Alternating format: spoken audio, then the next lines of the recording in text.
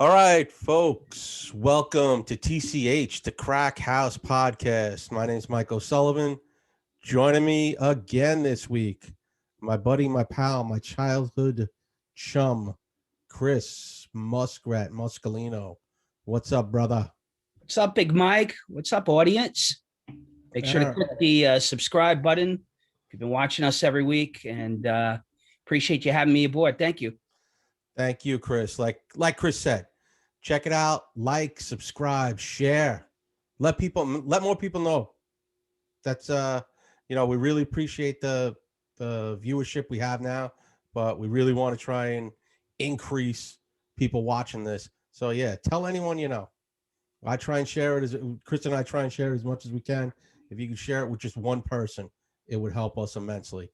And like we always say, thank you to the crackheads out there and showing us the love and support to the show. So Mike, let's before what's you up? go before you go into everything, so tell the audience a little bit about the crack house. So as far as when you were explaining to me last week, I had no idea what crack meant in Gaelic, which is Yeah, pretty interesting. it's basically like the crack is like slang, Gaelic slang. Like you go down to the bar and it's just shooting the shit, like drinking some beers and just talking about anything, sports, life in general, politics, religion. Even though at the bar the two rules are no politics or no religion, but you're just talking about your day, your life. That's pretty much what the crack is. That's why it's spelled the way it is, Caric. Pretty cool stuff, man. So, Chris, what do you got for us this week? Got a lot of stuff to talk about. So first thing I want just to mention, we spent the first portion of the show last week talking about UFOs, right? Yeah. Or maybe some who watched it last week were thinking that, maybe Mike's got this crazy guy talking about conspiracies and UFOs and where this is going. But interesting enough, 3 days after the fact, there was some sort of report from a United Airlines airplane, a pilot who basically he made a report to the FBI stating that he saw some sort of cruise ship missile type object right above the aircraft. And it got reported to the FBI. The FBI confirmed it. And it's basically classified as a UFO. They don't know what it was. It's out Um, there, man. It's out there, man. I'm telling you. what was the tagline from X-Files back in the day? Oh, the truth is out there. The The truth truth is is out out. there, right? Do you Oh, believe? do you believe? I gotta tell you, man, I never really thought too much about it. I spoke about it last week. I'm really not going to go too much into it, but I just found it pretty ironic that 3 days after the fact that you had some sort of airline pilot reporting this to the FBI and the FBI not denying it and eventually confirming it. And they don't know what the hell it was. Yeah, I think now with like that like you were saying last week, the documents that are going to get released in a few more months, Mm-hmm. I think it might get real weird. Who knows? I mean, Yeah. I'm just curious to see what people's reaction is to it. I mean, if there's any validity at all to it, it's going to be pretty interesting to see how people react to it. I think some people are not going to really give it two shits about it, and I think there are others, like you said, maybe, yeah, maybe yeah, see. there's going to be like doomsday preppers that are going to, you know, start shooting fucking things out of the sky that they think are flying Yeah, saucers. That'll get real weird, but like I said, hopefully, we'll see. We'll see once these documents get released if it's if all that conspiracy shit was true throughout the years of like no, these right. really were encounters that the government kind of like jerked us around and said it was weather balloons or whatever else. So Let's play devil's advocate for a second. Let's say all this stuff is true. Let's say these conspiracy things that were out there for all these years are actually all true. What do you think that does to like the faith and putting aside people's reactions to it? Assuming people don't go off the deep end and cause some sort of mass hysteria. You know, what do you think the trust in the government goes to? I mean, it's not great to begin with. No matter what side of the political fence that you lean on. But let's say all this shit is actually oh true. yeah, this can Right. uh, you hit the nail on the head because this could start this could start off like another Capitol riot. Right, Like, right, these fuckers lied to us all these years, and right. they've been doing autopsies on these little fucking spacemen and all this I'm sorry, space person. They've been doing autopsies on them and all this other shit. And the stuff that when the government told me I was full of shit, it was fucking real. Yeah. It could have, that could have like serious ramifications on people, And you think about it, it's on like, their fucking brains yeah. and psyches and everything. So, And you think like one side or the other, I think it'll be on both sides, to be honest with you. yeah. I mean, I think that, the people on the right end, are going to be Yeah. like, well, this is, and then the people on the left, same shit. There'll be no place to hide for people. Yeah. I think it'll be, that'll be weird. If all that shit comes out like that, it'll get weird. Yeah. But like I said, we'll sit back and we'll see, and we'll keep Crackhead Nation updated on the UFOs. What else happened is we got Andy Cuomo, man. This motherfucker's in the doghouse. Yo, we started talking a bit about this for like the last month, and I'm sure people have been talking about it, privately stuff. And last year was such an interesting year. It's an election year, and I guess you get people on one side that didn't like the ex-president. You got the other party that doesn't like, the current guy. And through it all, we talked about how old Andy kind of slid, under the radar. He got an Emmy, and Chelsea Handler wanted to screw him, and he's this cool Italian guy, blah blah blah. And now it's coming out. Well, it has been coming out. Stuff that most people who live here know that there's some bad shit that went down last year that he was kind of presiding over it. Now it talks about what you just mentioned. This guy Ron Kim, an assemblyman in Queens, who I guess he lost his father due to COVID, and I guess he got an interesting phone call like 8:00 at night from Andy, telling him that if he didn't make a statement, kind of verifying DeRosa's press conference or statements, that he was going to, quote, destroy him. I mean, it's like real mafia type bullshit, and hey, I'll make some sauce, come to my house, everything will be okay. And the brother can't interview him anymore, that kind of stuff on CNN. They shut him down. I think like watching, I do watch CNN a lot. It's always on. And I go back and forth. It seems like the only person I seem like really reporting on is like Anderson Cooper. Yeah. I've seen him do a couple stories, but I know like Chris Cuomo, and it seems like him and Don Lemon are really tight. And Don Lemon, I don't think has done any stories on him. And I don't know any other than like Wolf Blitzer or any other news shows really. I'm sure they have, because the media, no matter what side, there's blood in the water right now with this guy. Sure. Now you got the he had one sexual harassment case, and now he's got a second one. So right. It's basically pile on the rabbit right now. And the thing is, Mike, it's coming from both ends. It's not coming from just the Republicans anymore. You have AOC looking into it. You have the district, I guess the Letitia James person. She's wanting to launch an investigation. This guy, Kim, he's an assemblyman. He's a Democrat. And he's really fervent about it. Like they allegedly have some bad blood. Supposedly Cuomo a couple of years ago, and like his response to this guy was, this guy's like a pay-to-pay politician, and he took like some sort of kickbacks to keep the government off the nail salons' asses. And his father was like an owner of one of these places, so that was like Cuomo's way of deflecting the attention. Yeah, I saw that where he did try and like say this guy's been doing some shady shit. But at the end of the day, who gives a shit? I mean, his father died. I mean, it's not right either ways. And be quiet. He did it with the president. You don't have the ex-president to pick on anymore. Point the finger. He's not in the picture. And now this guy's coming at you with legitimate stuff. You're asking him to kind of like vouch for you, in your statement. Yeah. And you're telling him at 8:00 at night you're going to destroy him. I mean, it's like some Godfather type bullshit. Yeah, he's trying to play like the Don Corleone role. I don't know what he's whacked out. You have all these other politicians now that seem to be like coming out, like you said, coming out of the woodwork, and they're all starting to. The big word getting bounced around right now is he's got his bully tactics, and he's had it for years, and this is the way he's treated everybody. And maybe that's true. Like I'll call it down the middle and say, okay, maybe it's true. why the hell didn't you speak up about this years and years ago? Why hasn't anyone ever recorded this guy in a phone call? Like, you know, those old like John Gotti tapes. I'll cut your head off. I'm John Yeah. Gotti. This is my thing. You know, if he was doing this for all these years, where, you know, it's sad to say, but where's the evidence?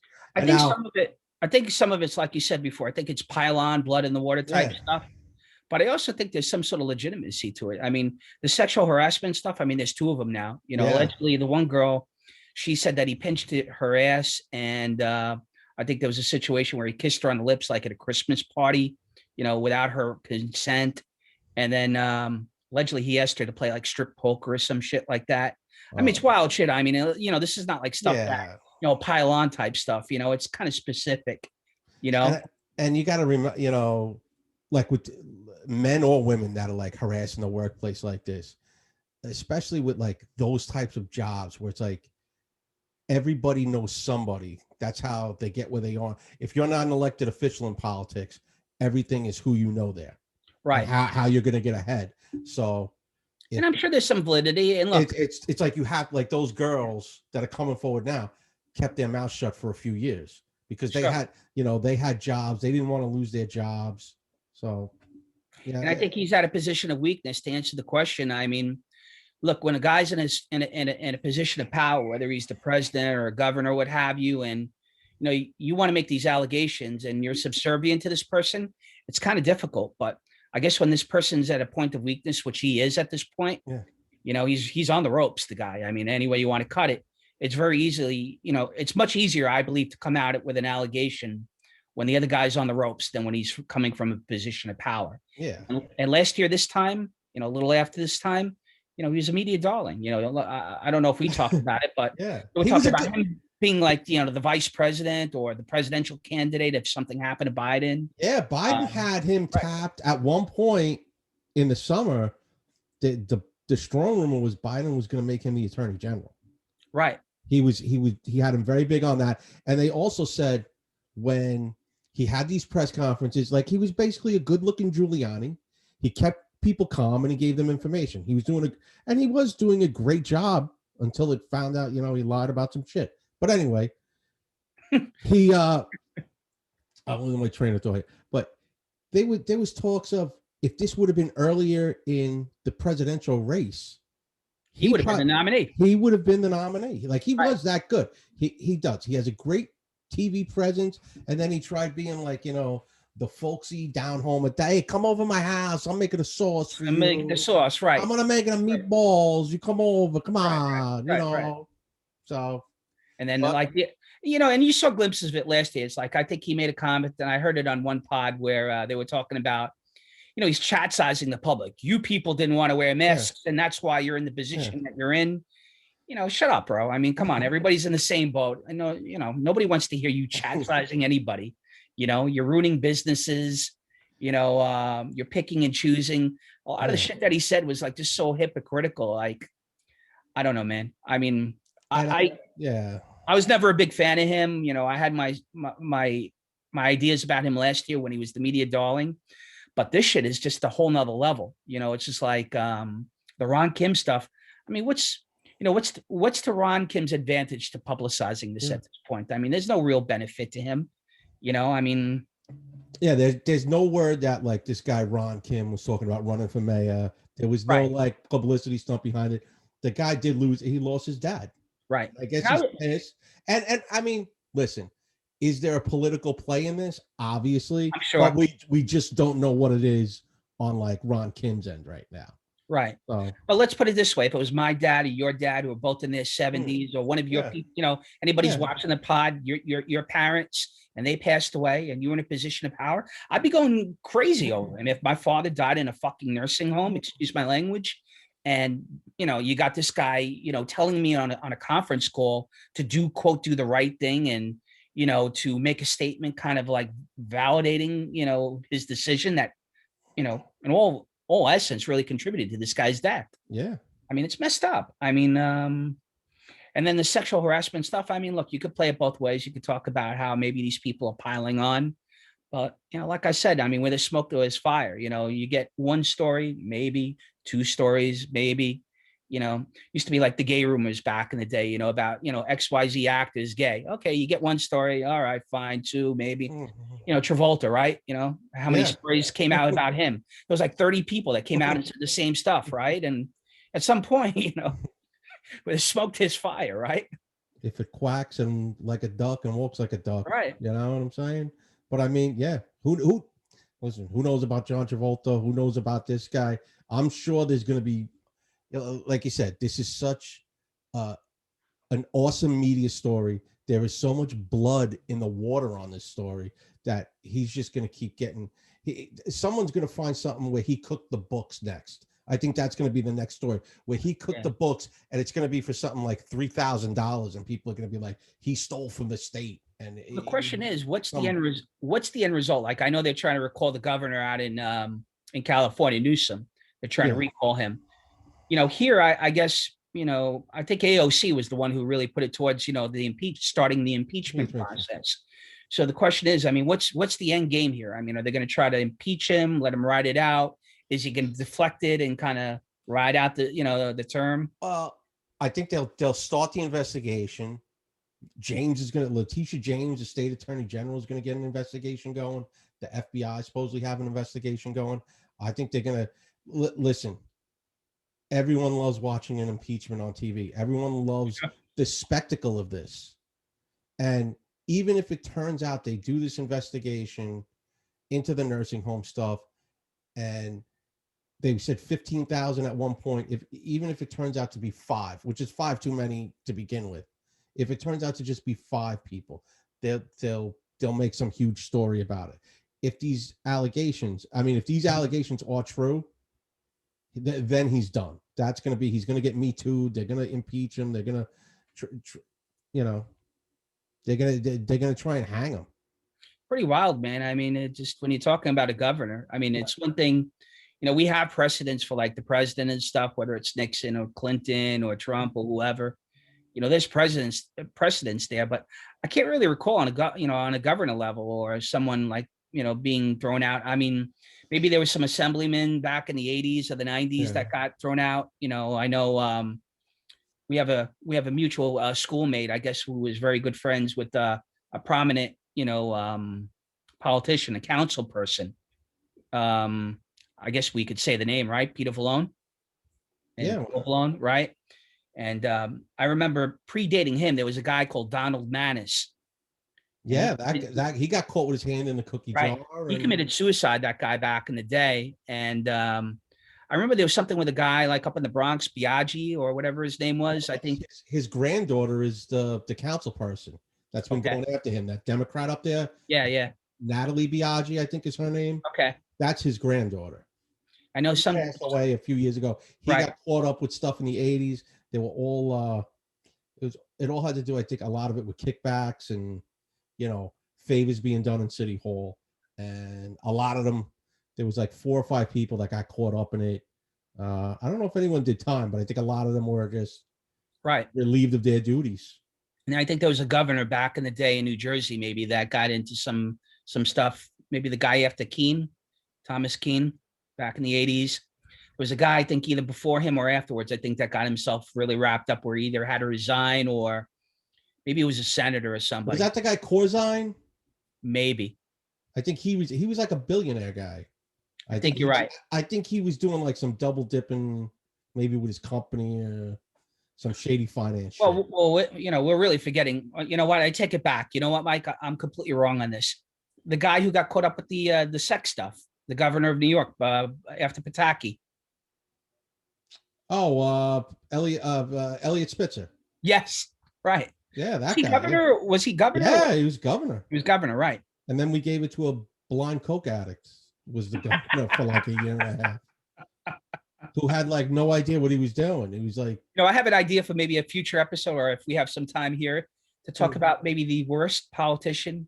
Just in terms of, characters. Maybe it's Trump, maybe whoever, but I thought guys like, the mayor of DC, Marion Barry, he's up there, right?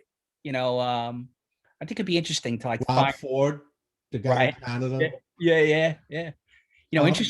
Interesting guys, colorful characters. So many of these like little town small little guys that just, I mean, they rule with an iron fist and do whatever the fuck they want, you know? Maybe we'll segue into the next segment with this, and you tell me, guys like when talking about colorful politicians, whether it be Trump or Ronald Reagan or Jesse the Body Ventura back in the day, right, governor of Yeah. Minnesota. I just read the other day, and I think we talked about this about the Rock maybe throwing his hat into the ring for a presidential nomination, right? Yeah, 2024, right? I think they said too at one point he really thought about 2020, but I guess It was too late to file, I believe. Yeah. I think he's got a fucking shot. He may not win, but I think he would get a lot more votes than people. Like, we're headed down the road of the movie Idiocracy, the Mike Judge movie. Great movie, underrated. It's one of the best. Terry Crews, right? He's going to be the Terry Crews character of where we get our most favorite movie star, action guy, reality show guy, whatever you want to call him. And he's the president now, and whatever he wants to do, we do. And we're all stupid, and we're all just hooked up to our TVs and phones and computers, and we just stare at everything all day. And Gatorade is now the new water. And Starbucks is a strip bar. And I mean, go watch Idiocracy if you want to see where the country's headed, probably in the next 30 to 40 years. Some of the stuff is prophetic, but going back to The Rock for a second. So what I read about him is he's an independent. He hasn't classified himself as a Republican or a Democrat. He's going to be 52 years old if he were to run in 2024. There is precedents now for like a movie actor or a TV personality to become president with Reagan and Trump. Yeah.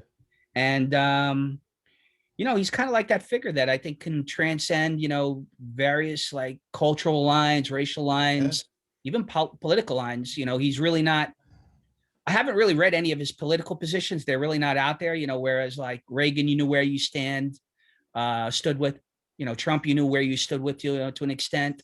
Either you liked or hated these guys. With The Rock, he's just so ambiguous about it right now. And he's such a popular character. I think on that alone, like if he threw his hat in his ring, again, I agree with you. I don't know if he necessarily gets the nomination or even wins or is in a position to win, but it'd be pretty interesting, if, to see how he ran and, what kind of support he would get. It's like weird. He's running like his life. He's like the American Schwarzenegger in a way, like, I mean, Arnold came here from Austria and built himself up. He basically did the same thing. Like when you see like what his dad was a wrestler for years. Everyone knows his dad was Rocky John, but his dad wasn't like a superstar wrestler. His dad, won titles and things like that. I'm not taking anything away, but his dad wasn't. Back in the day, they weren't making millions upon millions of dollars a year. I mean, you hear the stories about how this kid struggled. He got into sports, got into weightlifting, built himself up. He went to Miami, didn't work out with the injuries, and wound up, climbing the ladder of professional wrestling. I mean, I'm sure his father gave him a leg up, helped him get in the door with pro wrestling. But I mean, after that, it's pretty much all on you. I mean, whenever you watch like those documentaries about like pro wrestling, if you ever seen like Beyond the Mat or pretty much like, Beyond the Mat, I'll use as the example. These guys like audition, and it's like they have to have, some type of gimmick. And The Rock had that gimmick. He had that charisma.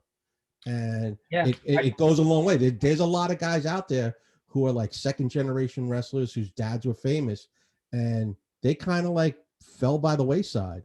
I mean, it's interesting with him because he, like you said with Schwarzenegger, Schwarzenegger, the difference between him and Schwarzenegger, I think at this point is that when Schwarzenegger became governor of California, he was more defined in terms of like his political views. Whereas I think this guy, he's just like a middle of the road type guy that you really don't know a lot about. And I think that will probably work to his benefit. Yeah.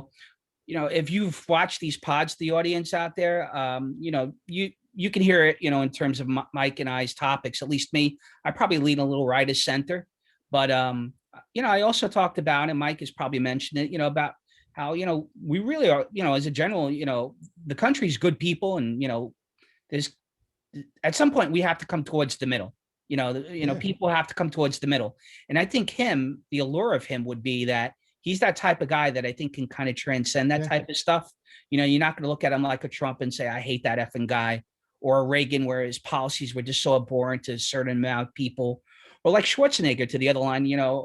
People didn't like him, on some level, putting aside his celebrity, the fact that he married a Kennedy, and, he leaned, you knew where you stood with Arnold, whereas this guy, I think, I think he, just on that alone, I think the allure of him is pretty. Hey, if he leans, like, if he goes straight down the middle, or just so it's like pulling stuff from like both sides, and like, yeah, I'm a 100% gay marriage and pro-life, and I'm pro-choice, and everyone should have an AR-15.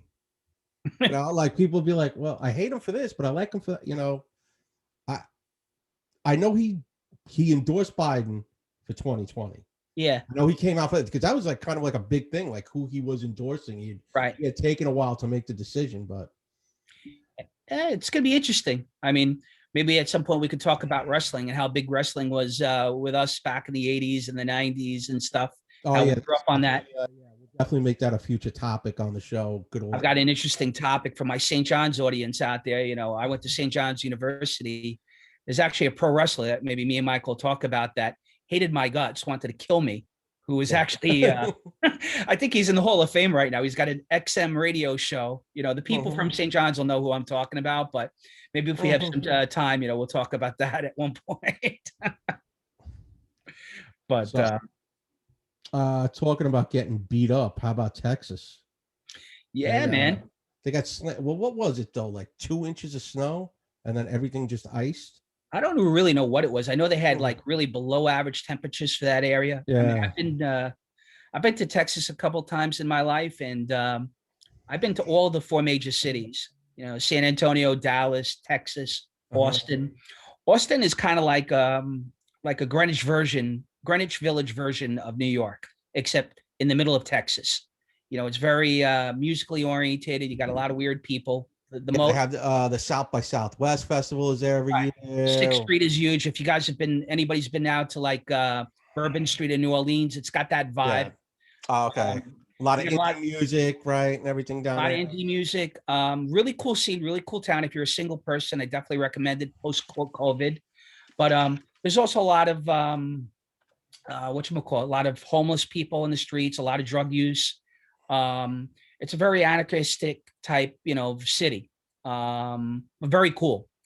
The reason I say it is like, if you go to Austin, Texas, or like San Antonio, they explain the weather down there. The weather down there is like, they may drop into the 60s during the wintertime, maybe 50s, what have you. If you go up north, like towards Dallas and like towards the Oklahoma border, it does get cold. But the rest of the state is pretty, tropical, maybe not like Florida, but pretty close. And my understanding is they went to deathing like low temperatures, and allegedly, they got some snow, which isn't really common in a lot of these places down there. And let's say they lost their power. It's like, I guess the best thing we could equate to is the people in the New Jersey, New York area, like Hurricane Sandy a couple years ago, where you were out, for 3 or 4 weeks. Yeah. You saw. I mean, right? Yeah. Some of the images were sickening, like the way like the water had come in through a roof and just froze. I mean, yeah, it was bad stuff. So these people got whacked out. There's a couple different layers to this. The first layer, I think, was that, Ted Cruz, took his family and went down to Cancun, and there's all sorts of jokes and memes about it right now. And the people on the left are piling on this guy because going back to the 2024 election, I think he's going to probably be one of the people, besides Trump, that if Trump doesn't run or get the nomination, is going to be on the, a big, big candidate, for the Republicans. And, it just seemed like they piled on that. The other layer is that when the power came back on, supposedly like these people were getting whacked out like power bills, like $15,000, $20,000. Oh, Mike, you owe $20,000 for your electric bill this week after you've been without power for 3 weeks. And I did a little research about it. I couldn't really figure out the exact formula behind it, but it was pretty whacked out. I mean, imagine being out of power for 3 weeks, after Hurricane Sandy, and coming home, getting your power back on, and then getting a bill from LIPA or Con Ed or whoever. Oh, Mike, you owe 20 grand. What do you mean I owe 20 grand? My power's been out for a month, So it's pretty wild. I think most of the state, like I work in a business, my prime job is I'm a phone-based business. I talk to people all over the country. The people that I talk to from Texas, allegedly, most of them have their power back. Some are still without water. I spoke to someone, yesterday in the Houston area who's without water, but it's pretty wild. It was pretty Yeah. wild. Yeah. I mean, Ted Cruz shit the bed on that. I mean, he did the old Irish exit out to Cancun. And I mean, that was not, he was like Billy Zane in Titanic, just jumping on the boat. Like, I got to go. And then in typical, like I said, like, hey, we hit both sides on this show. This guy's blaming his fucking kids. Like, dude, you wanted to get out of there. Come on. You Right, got right, the, right. you got the money. You're going to leave.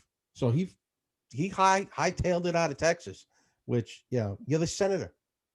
Right. These are your constituents. These are the people who vote for you, guy. See, Smarten up. I think like you said, Mike, we hit it on both ends, even though I may lean a certain way here or there, but the reality is you call it like you see it, right? But I also think that there is a tinge there, for people to pile on this guy, knowing in the back of their head that if the guy that we hate his guts doesn't get the nomination, this guy's probably going to be up Yeah. there in terms of. Oh yeah. I mean, it's an easy, swift kick in the face to this guy. It was so easy. He left the door wide open. I'm leaving. My state's in a fucking state of emergency. I'm gonna go play in the sun with my kids on the beach. I'll see you later. I got a timeshare. I gotta go. Right. Pretty wild, man. Yeah. Pretty wild. But the jokes that were coming out there, like, oh yeah, Ted Cruz hightailed it to Mexico to do cocaine with his mistress. I mean, have an answer. He didn't even have an answer. Tell him you went to go check on the wall for Trump down at the border. Say something, man. You went to go, I don't know, extradite El Chapo's wife. Do something. Don't fucking. My daughters wanted to go away. I think there's been other circumstances the last couple of years. I think Pelosi had done something similar. There was sort of, I mean, yeah. If you have the means, listen, we're not politicians, but if we were, it's like anybody. If you were a millionaire and New York went to shit right now and you could hightail it to Florida, Hawaii, wherever, you're going to leave. But, we're private business owners or whatever at the time. These are the politicians. These are the people we basically pay to represent us and take care of us with the government. And he didn't do that. He just fucking left. Look, you see it from both ends. The guy was wrong. I mean, he should have stuck in there, but listen, after Hurricane Sandy, I'm on the island. We were out power out near me for about a month. Yeah. And for about 3 weeks, I lived with my parents, back in Astoria. I took my kids, who was small at the time. There was snow, I mean, I think it was like around Halloween time. We had snow. We had no power, no heat, nothing. Yeah. I'm not a millionaire, I'm not a politician, but that's what it is. Yeah. I wasn't hanging around there with two small kids and no power. I was going to, where it would be warm. If I had the means, I would have gone on vacation, but. Yeah, well, I mean, you were lucky you were able to at least, get out of there and go to your parents. So yeah. All right. Crazy, right? Yeah. Crazy times. Going back to the New York politics for a second, and the New York, I know we talked about this and we wanted to hit on it. Did anybody catch that video of the 4 dancing people of the Return of the Arts with the fucking that West Side Story on crack thing he did, and it was like in the middle of nowhere, and he's bringing back the arts. He's not going to open anything. If you have a chance, check out the video. It's comical, man. Yeah. Like for those who are in Manhattan or the 5 boroughs, I mean, you realize that, the violence is not maybe at the 80s or the 70s levels, but it's close to Mad Max type shit in some places. And I just found it comical. This guy's like doing a dance video with like these 4 people. You just watched it like, this is a joke, right? This isn't real. He's giving a speech.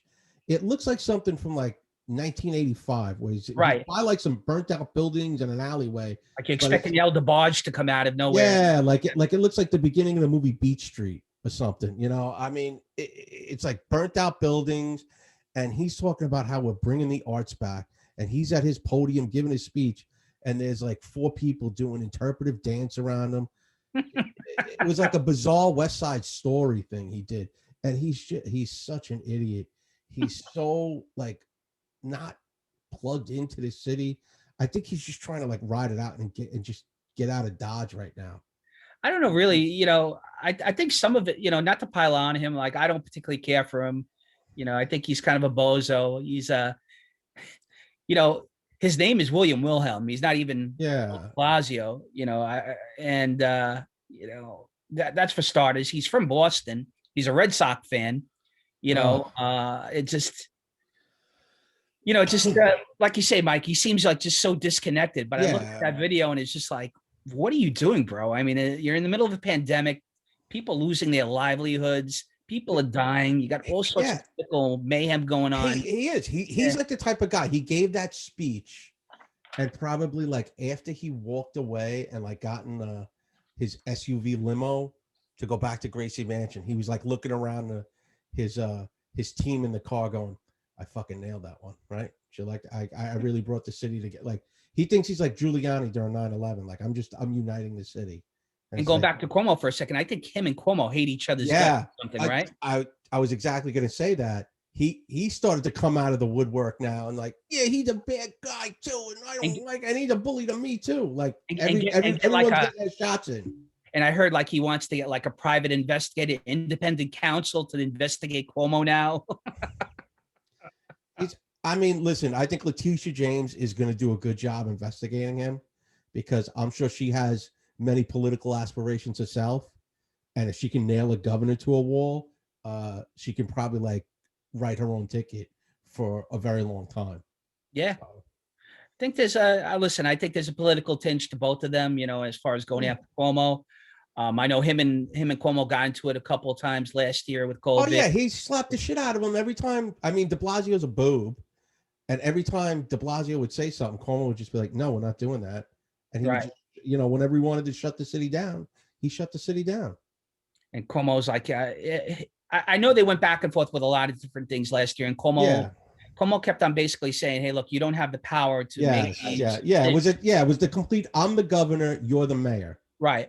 You don't have the. He basically kept telling him, you do not have the authority to do anything. Like, I'm going to shut down the school system, and he's like, "Well, no, you don't have really that kind of juice, to make that kind of decision."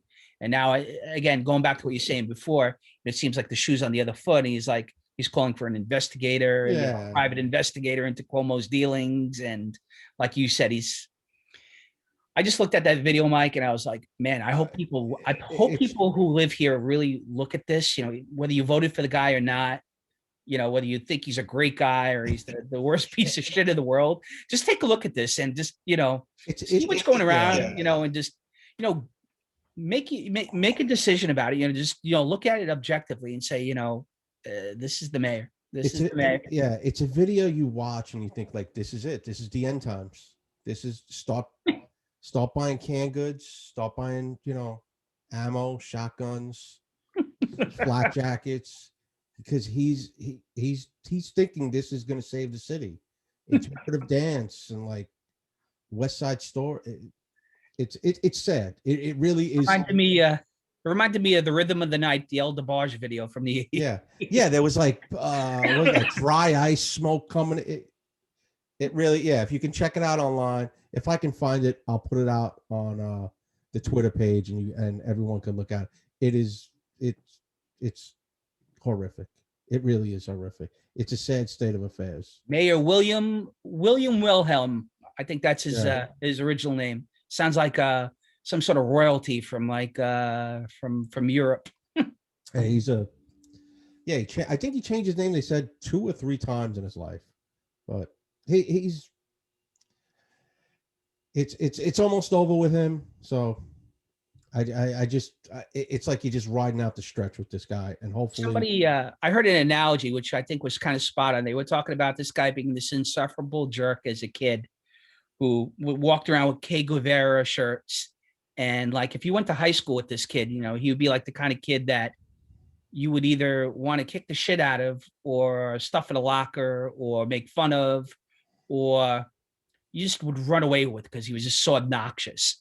And just take that character, and we all had that character back in high school and grammar school, and just fast forward 20, 30 years into a person's life, and you got Mayor de Blasio. He's still that way. Any anyone that has, yeah, if you had that progressive jerk off kind of kid in high school, the mayor of New York, that's going to be your kid. I mean, he's going to be a mayor, but he's going to be a shitty, horrible mayor. So, all right. Want to get into some movie stuff? Yeah, man, we got a lot of stuff. You know, we could talk. We forgot to talk about the Tiger Woods crash. You know, hopefully he's doing Oh right. shit! Let's talk about Tiger quick. I don't know the specifics of it, but I know that his toxology report came back, you know, negative. So it's not like he was drinking or anything. Apparently, he was driving like at reckless speeds, you know, and the highway where he was driving, the spot where he got into an accident, allegedly, you know, a lot of accidents do happen. Oh, it's one of those notorious sites Right. of. I mean, it's terrible. You're But hearing a lot of stuff with the legs. yeah, Had like leg surgeries already. They're talking about like him learning to walk again before he even thinks about picking up a golf club.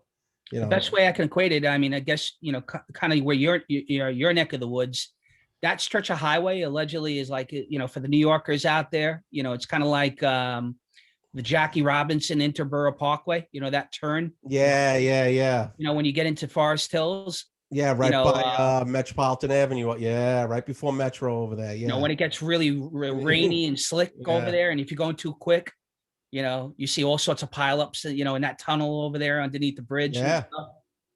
Oh man. Yeah, but I mean it's terrible. The guy was just it seemed like he was just getting his life back together and you know, he was golfing well again. He was playing well. And now to get sidelined by something like this, it's terrible. I got buddies who are huge golf fans. They play golf, and they made a lot of money gambling on him a couple years ago when he won one of the major tournaments after the huge, you know, break. Yeah. The last one, and you know, listen, I think the injuries are horrendous. I think like he's got like a rod in his legs or in his Yeah. back. But a couple people have come out, you know, I think even Trump, who's like a really good friend of his, and he said, he goes, if anybody's going to be able to come back from those injuries, it's going to be Tiger. And I listen, I don't know if you know, people are golf fans or not, you know, regardless, but a year after losing Kobe Bryant, you know, I looked at that headline and I'm like, wow, you know, this guy's finished, because it came through on your phone. I'm like, oh, this is not good. But you know, listen, I root for the guy. You know, I'm not really a big golf guy by any means. I think watching golf is like watching paint dry, but Oh, you it's know, a boring sport to watch. Yeah. from like a human point of view, you know, I would root for the guy just to get better and, you know, almost to like make that Bagger Vance type, you know, return and, you know, win a major tournament again after recovering from injuries. Who was the real guy? Was it Ben Hogan? Wasn't he the same thing, like a bad car accident? I think it was Ben Hogan. I think you're right. He had a bad car accident back in like, what was it, the 30s or whatever, 40s. And he was fucked up and he said he was never coming back. I think he went on to have a great career after that. But yeah, hopefully, hey man, Tiger, get well soon, dude. Good luck. That's a rough way, man. Yeah, it's a lot of you know, he's gonna probably go through a lot of like physical rehab for the rest of for the next probably 2 years. Yeah, yeah. But from Tiger Woods to what are we gonna go into? Prequels? Yeah, man. Let's talk about the prequels and the movie stuff that we were talking about last week. So Mike brought up an interesting point. I'll let him go into it in a second. And yeah, you know what? Start off with that, and then we'll go from there. All right. I found this out last week.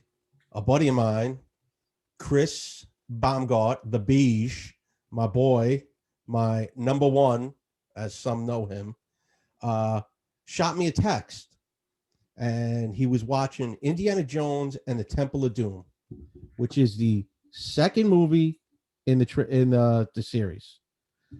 And he shot me the text and he said, "Did you know this movie was a prequel?" And I said, "What? What do you mean?" He goes, "I'm watching it now on TV, and I think it was on that new Paramount network. Yeah. And they have like a little, I guess they do like little commentaries in between the commercials, and they said that the movie is a prequel." I jumped online, I looked it up. Some have said it's 3 years before the first movie. Lucas said, I think it was Lucas that I read the quote, was a year. It's supposed to take place a year before Raiders of the Lost Ark, because the reason is they did it as a prequel. They didn't want to have the Nazis again in the second movie as the villain, which is their rationale, and they were trying to just figure out, we want, since it was a prequel, we didn't want the thing he was going after, or what they call in movies the MacGuffin. Just that object is called the MacGuffin in movies, whether it's the Maltese Falcon, some precious stone, One-Eyed Willie's treasure. It's the MacGuffin. They said they wanted a smaller MacGuffin for the prequel. That's why they made it this obscure stone. And the Raiders of the Lost Ark is the Ark of the Covenant, which is the big one, the big MacGuffin. So, well, it kind of falls in, Mike, to like the a couple of things I guess we're going to talk about. So it's a prequel and a sequel, right? So Raiders comes first, yet this precedes Raiders. In terms of movie, though, I mean, I liked Raiders. I loved Raiders. I thought I believe we saw that in the theater back on in Flushing with our parents, with our dads, in the old RKO Keith theater. building is still there, by the way, and they've done nothing with it for like 30 years. Such a shame. They should restore that. Yeah, Me and Michael. Yeah, I'm sure. Me and Mike and our families, we saw so many films back there. I mean, we saw Flash Gordon, right? Back in the theater in 1980 or 81. Yeah, I remember seeing Jedi in there with you. Right. Rocky 4. One of the Rockies. Definitely. I know Rocky 4. We definitely saw in there. Definitely. But the point I was going to make with Indiana Jones and Raiders is, I didn't think Temple of Doom was really a good movie. You know, I thought that Raiders, you know, in terms of it's in that original trilogy, it's always considered the worst movie. Right. The first is unreal. You know, fucking face melting Nazis at the end of a movie. How do you beat that? Beat that, right? And then you go to Last Crusade, and you got Sean Connery for 2 hours, and then you have this thing sandwiched in the middle with Dr. Jones. Yeah, right? with Short Round and Steven Spielberg's wife. Right. You know, Renshaw, right? Yeah, that eventual wife. That's what you have. And everyone always, and I heard Spielberg say one time, the reason they made Last Crusade, like they really went all out for it, they were trying to apologize For the second one. For Temple of Doom. Right. That's how, because it was that bad. And then let's go to the other one, and the granddaddy of all the prequels would be Godfather 2, right? So prequel, sequel, arguably as good, if not better than the first movie. Yeah. Probably one of the best movies of all time, right? I mean, I think it's the only sequel, right, to win the original and the sequel, the only ones to win Oscars. Oscars, right? Yeah. And it's, to me, you know, I love Godfather 2. To me, it's almost like it's a prequel wrapped up in a sequel, because the movie is so long. It's almost like they were able to do a sequel and then just cut in the prequel, like the De Niro scenes. Like there's so much. You could have probably made that 2 separate movies. Absolutely. And then I saw, like, I don't know if it was the first one or the second one, where they had like a added footage added to it. And they did like where, you know, he went back and he took care of the people that killed his wife in the car accident. Yeah, I think that was 2. Right. That unedited version of 2 where the guy, what the hell? The boob that runs away when Apollonia gets blown up. The guy that kills her. Remember, he takes off running. Right. Enzo, Rico, whatever. I think it's something. They find him. He owns a pizza shop in Albany or some shit, or Buffalo. Right. They fucking blow up his car. It was on I think it was on AMC. And the other guy, they get him on a boat and they shoot him on a boat. Yeah. Reminiscent of Fredo. And then there was another scene, the whole drop the gun, you know, cannolis type thing. I don't know if this was 1 or 2. There's added footage where they show him walking around the block, a street block in Manhattan or wherever it was filmed, that you don't see in the original cut. You know, it's pretty interesting stuff. If people, I mean, look, I mean, well, that's one. No, that's in 1 with take the gun, leave the take the cannolis, leave the gun. Right. Supposedly the actor that guy that played Clemenza that says that line, you know, it's probably the most famous line in the movie, is he said he improv that scene. He improvised that line. I was reading it somewhere. And when he was another guy, the sequel came around and he was slated to be in the sequel, and whatever his pay was for the movie, he said, no, that ain't enough. I want more money. And they were like, who are you? You were Clemenza. Clemenza. You've been in nothing else. No one knows who you are. We're not paying you whatever you want. No. And I think he wanted like writing royalties because he wrote that line. And they totally just blew him off and said, you know what? In the second movie, Clemenza's dead. He had a heart attack, which is the same thing they did in 3 with Robert Duvall.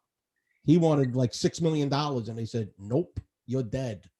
I got a family member who I'm not going to mention his or her name, who has an ex-spouse whose dog they named Clemenza. And I've always wanted to name my dog, or a dog of mine, Salazzo. I thought that would be a fantastic name for a dog, but Virgil I got vetoed. Salazzo. Virgil Salazzo. So we talked about Temple and we talked about Raiders, right? And we talked about how it's not even close. Raiders just completely destroys Temple. Yeah. We talked about Godfather 1 and 2, where, you know, arguably you can make a case for either being the better movie. A TV series, I don't think I think we spoke about this last week, and I think you wanted me to convince you on, you know, why to watch it. You know, as far as the prequel being better than the sequel. Yeah. You know, if that makes sense. Breaking Bad versus Better Call Saul. And that I think falls into the category of the Godfather 1 and 2, where for fans of Breaking Bad, if you've watched both series of Better Call Saul, you know, I think you can make a case for Better Call Saul being the better TV series than Breaking Bad, even though Breaking Bad is phenomenal. Whereas like Godfather 1 and 2, you can kind of make that case, and Temple, you know, just is a piece of crap. Doesn't have a chance. Yeah. Doesn't have a chance. Yeah. So, like I've said, we've had this conversation before. I have never watched one full episode of Breaking Bad. I am one of that small 1%er group of people like in our age bracket that have never watched it.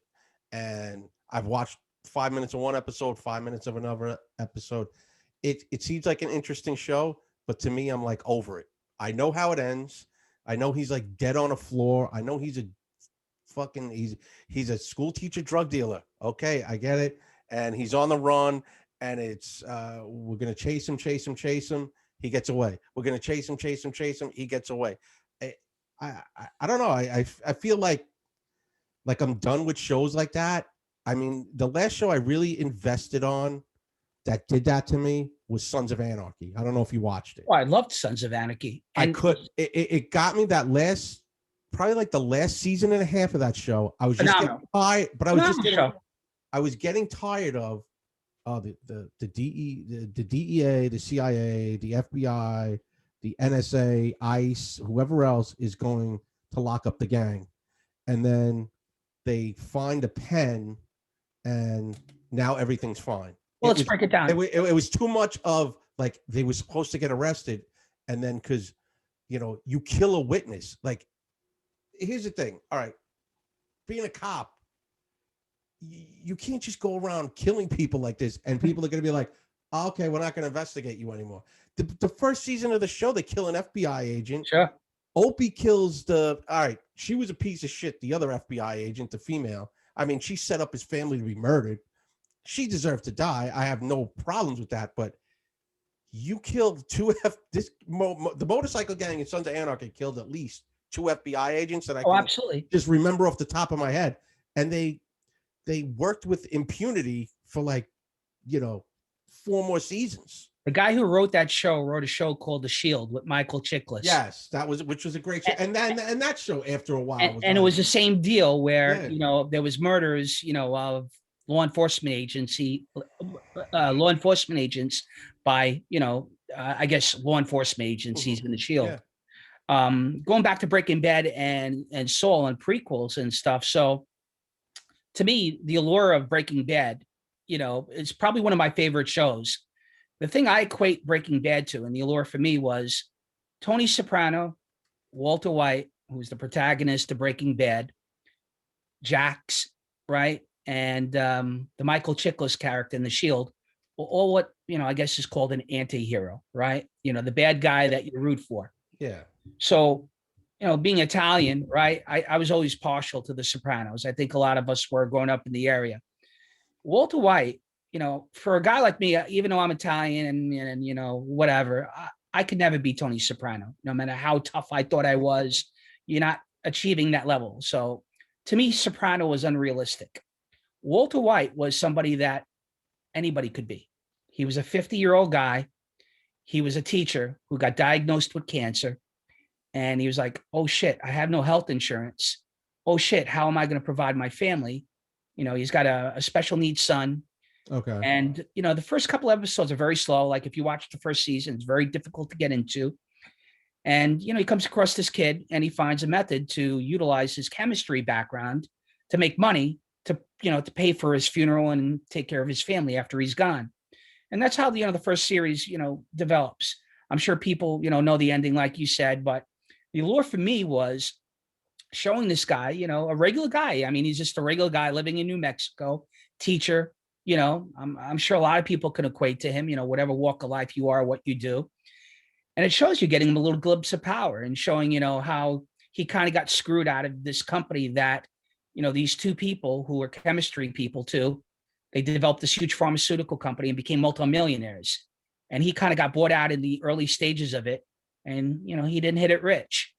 And once he started to develop this power and he started to make money off the drug use, the meth stuff, it goes to show you how the power got to his head.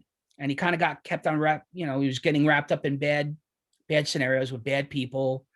Obviously he murdered people and he wasn't really a nice guy towards the end.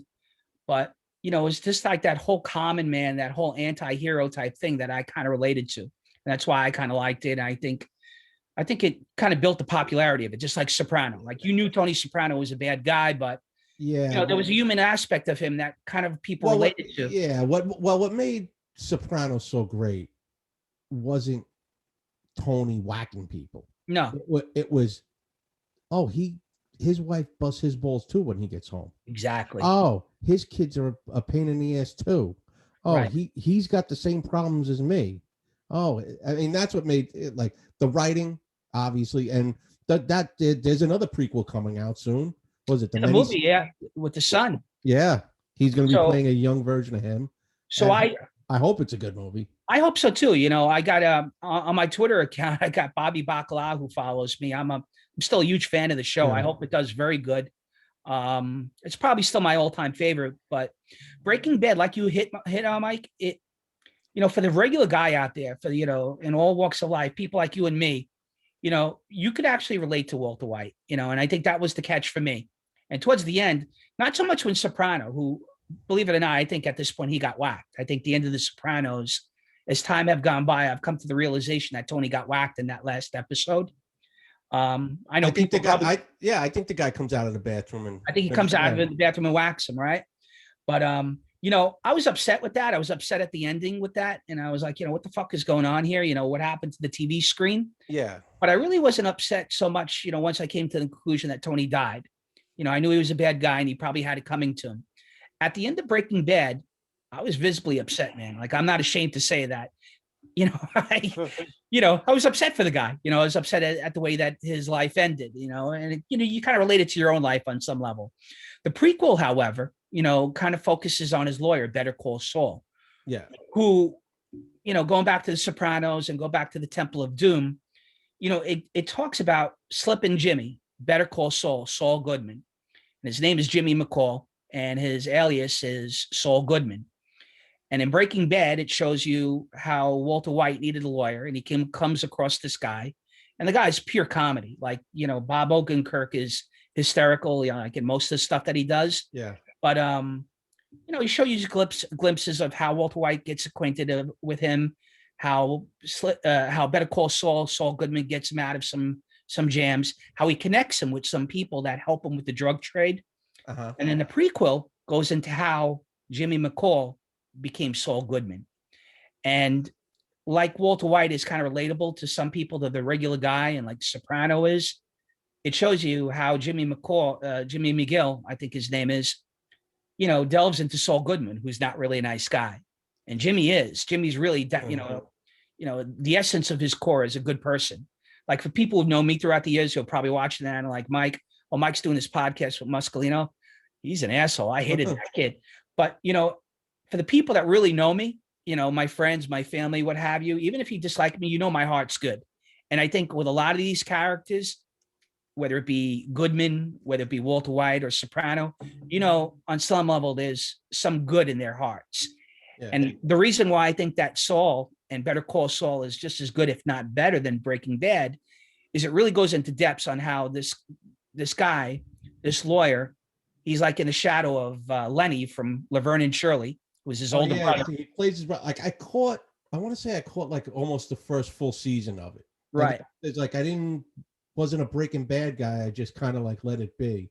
But I've heard people, like I know every Breaking Bad fan that stuck with Better Call Saul loved it. Like really, it's phenomenal, Mike. I would, I recommend it from so many different levels. But I kind of look. I always have a soft spot for Breaking Bad. Right up, it's right up there with The Sopranos. But to me, in terms of prequels, I think that Better Call Saul has done a better job so far. And to me, he's a lot more entertaining than Breaking Bad because, like you said, if you watch Breaking Bad, the first couple episodes, you're like, this is boring. I can't really follow it. What's the purpose of this? And a lot of people, I feel, just watched a couple episodes here and there and turned it off. Whereas Saul, it kind of starts off the same way, but it's a lot more interesting and it's a lot more relatable to, I think, a lot more people. Yeah. So, and we could talk about two other prequels, the Star Wars. One more thing. Good. The Bob Odenkirk actually has a new movie coming out called Mr. Nobody. And what we were talking about, how, the everyman character, he looks like, from what you gather, he's an everyman. He looks like a nerdy guy with like tie and glasses, but he was like an ex-hitman. Yeah. His name is like Mr. No, and something happens, and Bob Odenkirk just whoops ass in this trailer. I think it's called Mr. Nobody. It's out on YouTube. It looks hilarious. My brother Brian actually sent it to me. I gotta check it out. And, I'm a fan of his. He's a very funny guy, man. He's a Breaking Bad and Better Call Saul guy. He goes, check this out. He goes, this movie looks awesome. And in terms of prequels, the other ones I came up with, we could talk about a little bit about the Star Wars trilogy, the Phantom Menace and the Revenge of the Sith. Yeah. And I'm of the ilk that I watched them because I'm a Star Wars fan, but I don't put them anywhere near the first sequel. The first, 3 movies. I don't think you can categorize the prequel, the last 3 movies as prequels because they're after the trilogy. So, in essence, I think the prequels would be those middle movies that came out in the late 90s. I think the best prequel they made technically was Rogue One. Oh, absolutely. Because it leads right into, 4, 5, and 6. I think that would have been, I think they probably could have just, you had to have, to build up to Darth Vader at least. But that movie was unreal. Rogue One, bar none, is probably the best. Out of those 3 movies, Rogue One is. Make sure you see that. If you it's just like, how much does it work into the canon? The last 5 minutes of that movie are unreal. Did I say this to you off camera, where I was telling you there was a guy at work, and he said he's a big Star Wars fan, and we were talking one day. He goes, "Did you check out Rogue One?" I go, "No, not yet, but I plan on doing it." And he goes, "Listen, I'm not going to spoil it for you, but the ending scene." And he knows my personality. He knows me for many years. He goes, "The ending scene reminds me of you." I go, "What do you mean?" He goes, "Well, just watch it. I'm not going to blow it for you, but if you watch the end of Rogue One," he goes, for whatever reason, you came to mind." I'm like, "Okay, thanks. Is that a compliment? Is that?" And then I'm not going to spoil for the audience, but check it out. I agree with Michael. I think that bar none, it's the best Star Wars movie since the original trilogy. Oh, yeah. And in terms of prequels, I mean, talking about it, it might rank up there with The Godfather too, in terms of just the story itself and the action. And like I said, that last 5 minute scene. I looked too for a couple of, they had some prequels. I was looking online. I don't consider this movie a prequel though. And it's because it's the first movie in the trilogy, but they consider it a prequel. Batman Begins. I saw that. I saw that. Yeah, you saw that too online. They call it a consider prequel. that. I don't. Okay, it goes back to when but the movie, it's not that big of a jump back. You know what I'm saying? Right. To where he's training with Liam Neeson and everything. I I didn't see it. didn't. I read that too, and I didn't really kind of buy that. I mean, would you consider the Joker prequel? I mean, that comes, I guess, before, right? That's I think they're more like, if we're going to talk comic books, they're more like just origin stories. They're not prequels.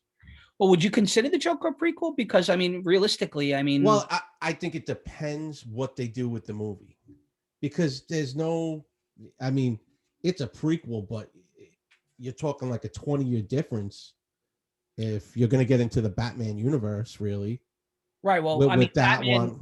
Batman really starts from that moment when his Yeah. father's killed, right? You know, that's really where it sets in motion. So I guess you would consider it a prequel in the sense that it It, predates Batman, right? yeah, it sets it up. It sets up a, but this is another thing too now. You have, like DC Comics has their multiverses, which Right. universe is this going to take place in? Who?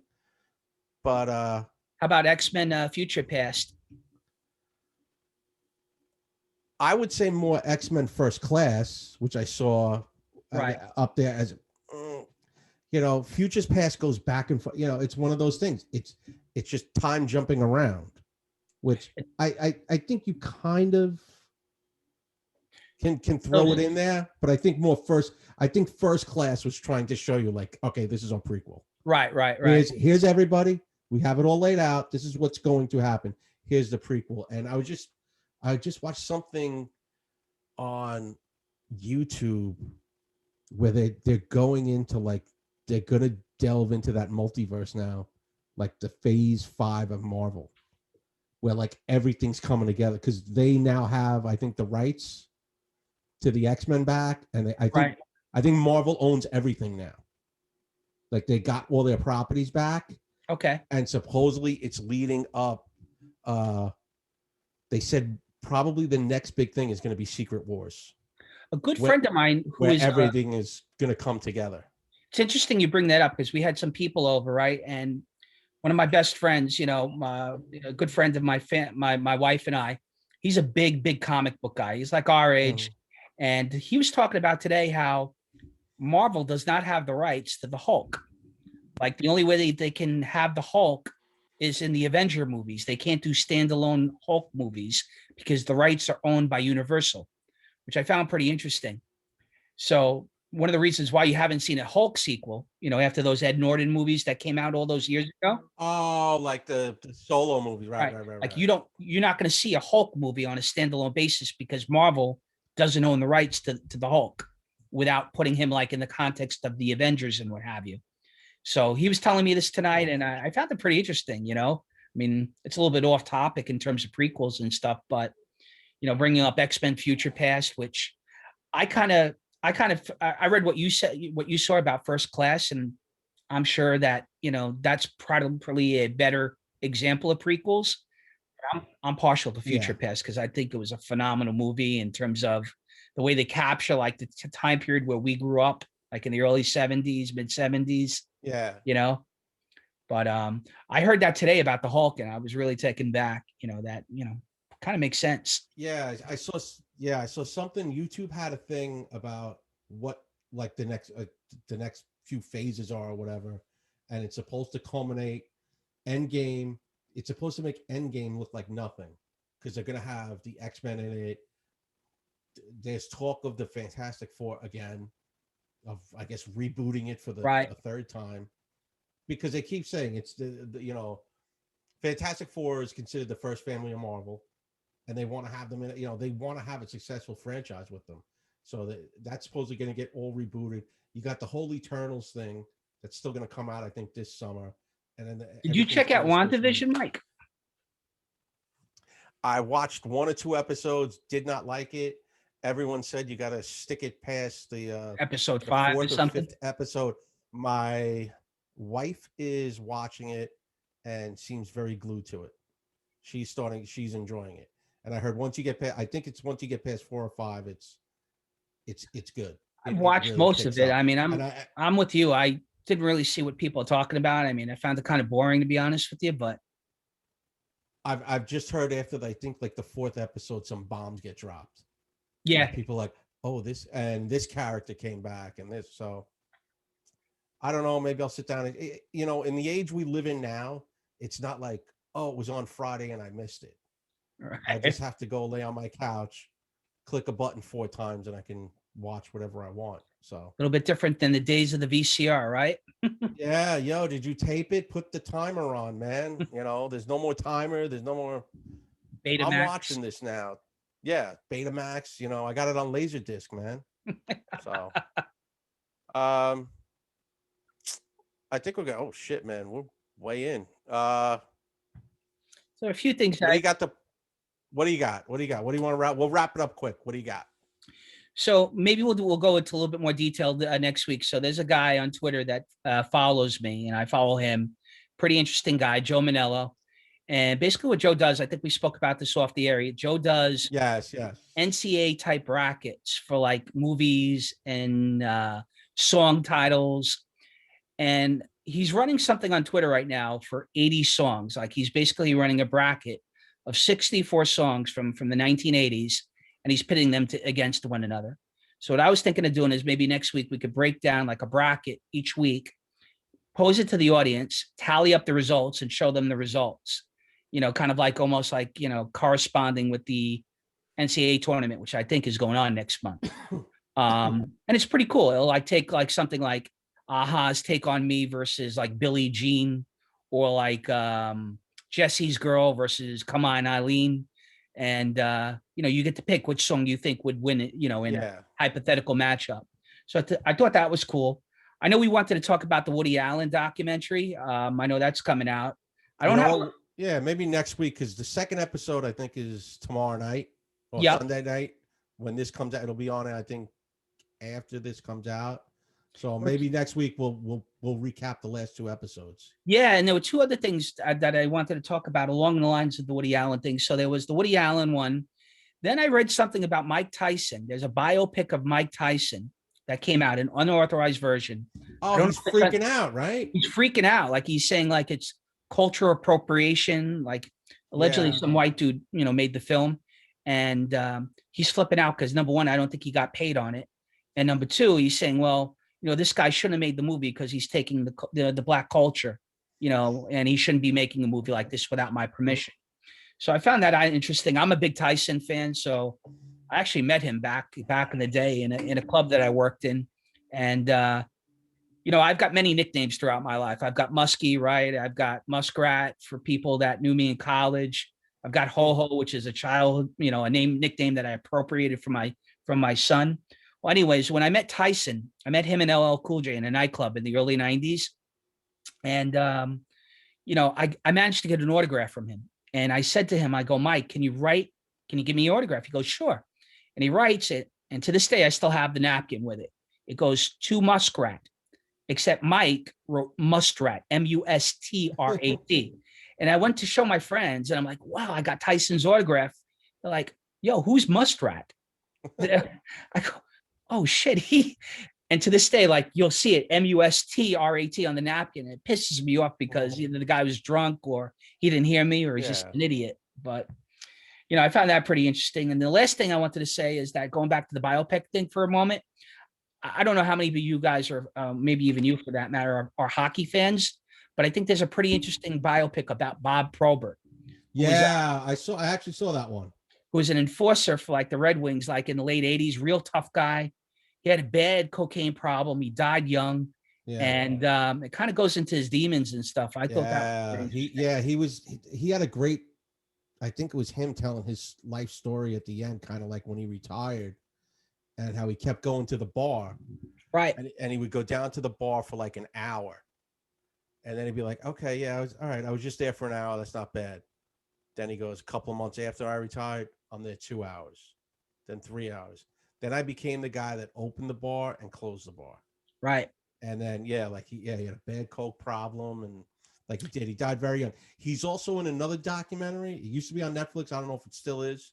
You can probably look it up. I think it was called Last of the Gladiators or Last of the Enforcers. Yeah, right. Where it's just all about the goons of hockey and how these guys, we talk about, now with CTE and everything. these guys beat the shit out of each other. But there was also that like gentleman's agreement they had, where it's like if I got you to the ground, it was kind of over. To Like our friend, Matt out there, hopefully he's watching this. We used to laugh hysterically about Dr. D from the Flyers back in the day, yeah, Dr. D Schultz, or going back to Probert for a second. I remember being at a Ranger game watching the first fight that he had with Ty Domi. It was like billed like as a heavyweight championship match. Or the guys from the Islanders, Bobby Nystrom and all those guys, and Tonelli and the Broad Street Bullies, which I think there was a really good documentary. Yeah, that was a good documentary as well. So, but yeah, getting back to the hockey goon stuff. When they were telling stories about how like when they were getting ready to face off, and one guy was like, "You ready now?" And the guy goes, "Nah, man, just wait till let's do it the third period." Right. And the guy just like nodded, like they were gentlemen to each other in a way. Like, listen, it's gonna happen. We just don't know when. Let's just do it. You want to do it now? Now, wait till the third period. Okay. And he goes, came the third period, the puck dropped, and we just went. And that was it. He goes, he got a few in, I got a few in. We could talk about fictional hockey movies. I think there was a movie called Goons, and yeah, the Goon movie with Sean William Hanson brothers, yeah, the Hanson slap shot, right? Or hey, one of my favorite hockey movies of all time. The fight at the end of Youngblood, right, with Rob Lowe and the big time enforcer that was beating the shit out of him throughout the entire movie. And Patrick Swayze. Yes. Fly back in the last week, the Swayze. That was one of his. So they did what? 2 movies together. Right? Red Dawn, right? Yeah. And Youngblood. And no, is Rob Lowe? No, Rob Lowe's not in Red Dawn. Rob Lowe was not. Oh, The Outsiders. I'm sorry. That's it. Yeah, Outsiders and Outsiders and Youngblood. I'm just trying to think. He wasn't. No, he wasn't in Red Dawn. No. And an unknown Keanu Reeves in Youngblood. Yes. Yes. Wow. So anyone playing at home, a young unknown Keanu Reeves with his French Canadian accent. That guy is a fucking animal. Remember that line? All right, he's fucking animal. Did you see the sequel to Bill and Ted? I refuse to. I think it's good. It looks. Did you see it? No. It kind of looks horrible. Like it's one of those like. I guess it's a guilty pleasure. I might check it out, but I mean, I've been holding off on it. Yeah. You know what it kind of looked like when you see the both of them in that just in the trailer for it. It like the way they look now, like with their age. It kind of looked like the way Mike Myers looked at on that Super Bowl commercial. He looks like bloaty and Botoxied up, and it didn't look like Mike Myers. You know what I'm saying? Like it looks like he looked like he had like caked on makeup. It just looked weird. Mike, I'm not ashamed to say it on the air. I'm 48, and I look at some of these guys like they're 10 years older than me. Mm-hmm. I always go back to the crazy guy from Braveheart. Where the scene goes, this man can't be William Wallace. I'm much prettier than him. And I'm thinking to myself, I'm better looking than this guy. This guy is 10 years older than me and he looks like shit. Look at this. Yeah. Mike Myers did not. Yeah. He didn't age well in that. He looked bad. He just looked like weird and old. And the same way, like those guys, like Keanu Reeves, kind of like I don't think he had the beard in the trailer. Right. Without the beard. Yeah. He looks a little wacky. Right. But maybe we'll talk about that more next week. What do you got to plug, buddy? Few things. So as always, DJ Chris Clash, COVID's coming to an end. Looks like things are going to get back to normal pretty soon. So please remember, check out the website, all your party needs, rock and roll and have a good time. Number 2, Jay Cristiano and Cardinal Financial. Make sure to all your mortgage needs, please check him out. He helped me out tremendously with my mortgage. If you're looking to buy or sell a place or whatever, refinance, he's your guy. Lastly, something happened to the place that I plugged last week, La Familia. So La Familia is a restaurant in Smithtown. They have 3 restaurants, one in Nassau County, and I believe one in maybe the South Shore of Long Island. Make a long story short, they've done some really nice things for the community out here, law enforcement, fire people, what have you. They've delivered food to people that are in need, what have you. Well, last Friday, allegedly, I guess they got raided and they were found to have too many people in their restaurant. The long and short of it was they lost their liquor license.